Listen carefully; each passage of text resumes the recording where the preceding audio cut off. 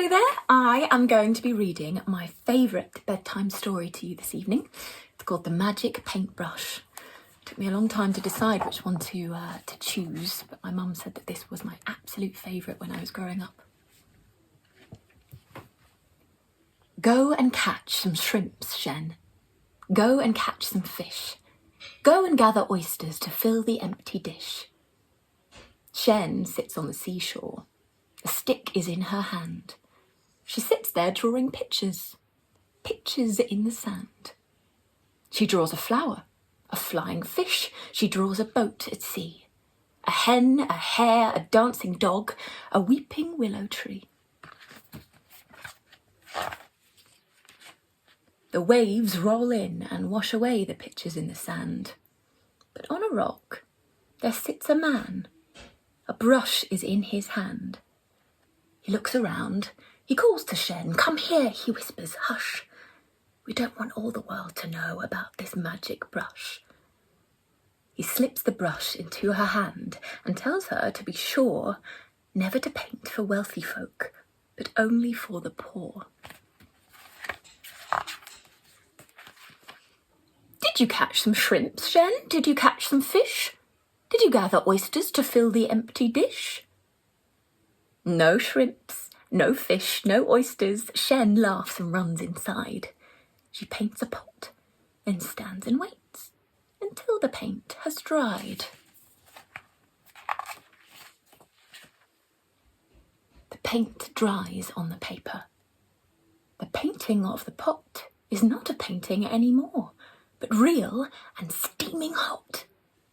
The pot is full of shrimps, Shen. The pot is full of fish. The pot is full of oysters to fill the empty dish. The village people hear the news. Into the house they crush.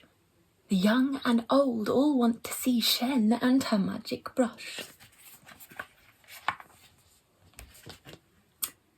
She paints a melon for a boy, a ladder for a man, a basket for a woman, and for a girl a fan. And soon the news spreads far and wide, and people stand in queues for blankets, boats and buffaloes, for hats and coats and shoes. The news spreads far over the fields of rice and over desert sands, until at last, inside Shen's house, the powerful emperor stands. I order you to paint a tree and make it very big. Instead of leaves, paint golden coins, 100 on each twig. Shen shakes her hand. Your Majesty, I promise to be sure never to paint for wealthy folk, but only for the poor. The emperor scowls and stamps his foot. He bellows to his men, sees the magic paintbrush, and sees the girl called Shen.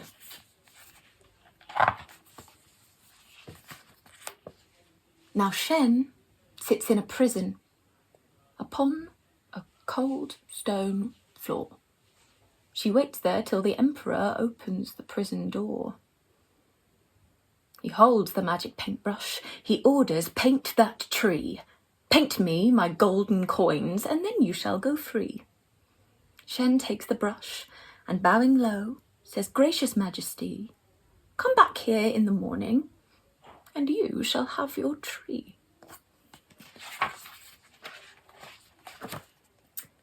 That night, the emperor lies in bed and dreams about his tree, while Shen is busy painting a horse and then a key. The key turns in the prison door, and Shen stands free outside. She climbs onto the horse's back and swiftly starts to ride.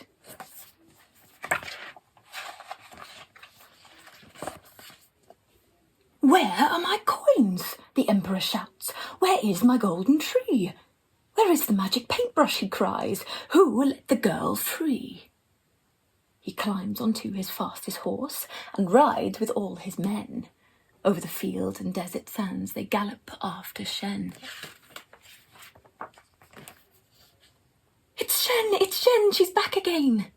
The neighbours gather round, but Shen is painting silently while distant hoofbeats sound. She paints a mighty river, a river deep and wide. The emperor and all his men stop on the other side. The emperor scowls and stamps his foot. He shakes his fist at Shen. I'll swim across your river, and so will all my men. But Shen is busy painting, a beast with scales and claws. Its scarlet wings are open and flames curl from its jaws. My dragon needs a tail, says Shen, and then it will be real. Yes, then it will be roaring and ready for a meal. Now shall I paint that tail? She asks, or would you rather go? She dips her brush into the pot. The emperor cries out, no! He turns his horse and rides away. Away ride all his men. Shen takes the magic paintbrush and starts to paint again.